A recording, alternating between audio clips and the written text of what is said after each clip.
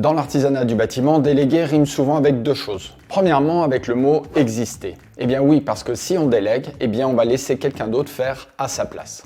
Et à ce moment-là, on pourrait se sentir inutile, voire même ne plus avoir sa place au cœur de sa propre entreprise. Deuxièmement, déléguer peut rimer aussi avec se déresponsabiliser. Eh bien oui, parce que si certains craignent de ne plus exister dans la délégation, d'autres sont ravis de refiler aux autres ce qu'ils ne savent pas faire, ce qu'ils n'aiment pas faire ou ce qu'ils ne veulent pas assumer comme responsabilité. Vous l'aurez compris, ni l'une ni l'autre ne sont de bonnes façons de déléguer. D'autant plus qu'elles ne vous permettront pas d'être plus libre et plus serein dans votre quotidien. Alors, dans cette vidéo, nous allons voir immédiatement comment bien déléguer.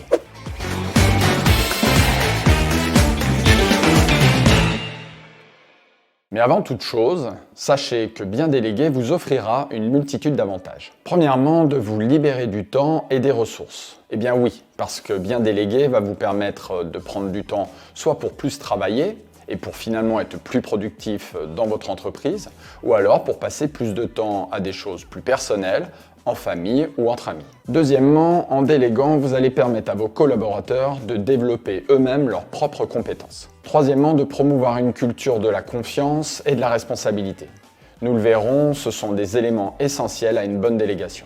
Quatrièmement, d'améliorer la productivité de chacun et d'accroître l'activité de votre entreprise. Cinquièmement, et c'est une évidence, bien déléguer vous permettra de renforcer la délégation au sein de votre entreprise. Alors tous ces avantages sont bien beaux, mais quand on parle de déléguer, de quoi parlons-nous précisément ? Eh bien, on parle d'un processus par lequel on confie à une autre personne une partie de ses responsabilités, mais aussi de son autorité, pour lui permettre de réaliser une tâche ou d'atteindre un objectif bien spécifique. Oui, vous avez bien entendu, avec délégation de responsabilité, il y a aussi délégation d'autorité. Alors en ayant vu tout ça, eh bien maintenant, voyons les principes clés de la délégation. Premièrement, il faut clarifier les objectifs, les attentes, mais aussi les résultats précis à atteindre. Deuxièmement, il vous faut identifier les personnes à qui vous allez déléguer.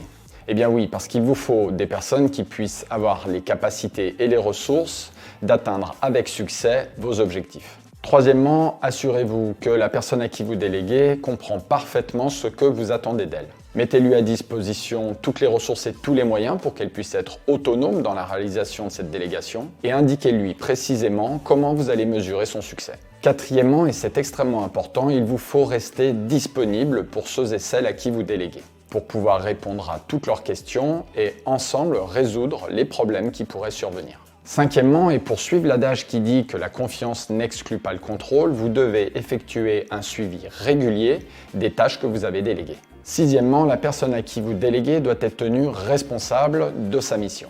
Eh bien oui, mais dans le mot responsable, on n'entend pas coupable. En cas d'échec de cette délégation, vous devrez voir quelle est sa part de responsabilité et quelle est votre part de responsabilité. En cas de réussite, de même. Bon, là c'est plus sympa à faire. Septièmement, et c'était en la continuité du sixième point, vous devez absolument encourager l'amélioration permanente. Oui, rien n'est parfait, mais vous devez avancer de façon positive avec vos équipes. Alors si vous aussi, vous voulez structurer vos délégations pour être plus serein et moins débordé au quotidien, eh bien cliquez sur le lien en dessous de cette vidéo pour accéder à ma formation gratuite qui vous permettra de créer et développer une entreprise du bâtiment de façon rentable, sereine et sans passer toute votre vie au travail. J'espère vous retrouver très bientôt et d'ici là, prenez soin de vous.